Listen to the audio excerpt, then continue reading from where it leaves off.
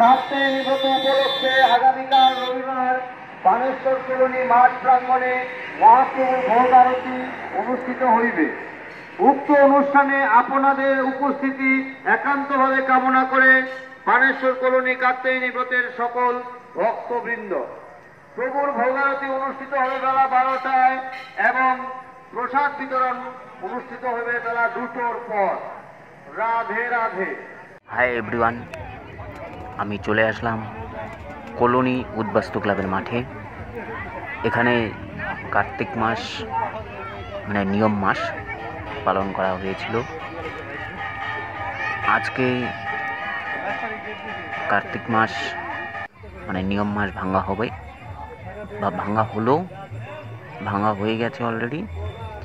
আজকে অগ্রহায়ণ মাসের 1 তারিখ। আমি এখানে চলে আসলাম। এখানে প্রসাদ বিতরণ করা হচ্ছে, আমিও চলে আসলাম। সবার বাড়িতে বাড়িতে গিয়েছিল এখান থেকে মাগন আনতে, আমাদের বাড়িতেও গিয়েছিল। তাই প্রত্যেক বছর ওনারা এই কার্তিক মাস পালন করেন। এবছর নিয়ে সম্ভবত 6 বছর হতে চলেছে।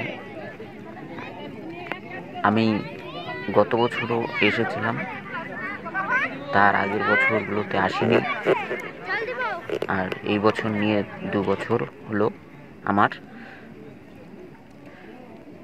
তা আমার একটু জ্বর এসেছিল, তাই প্রসাদ সেভাবে নিতে পারছিলাম না।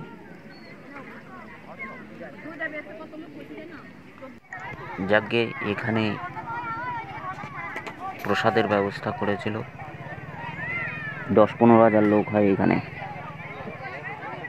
প্রসাদে পারস ছিল, যাকে আমরা চলতি ভাষায় ভাত বলি, সাদা ভাত। আর ডাল ছিল, ডালে লাউ ছিল,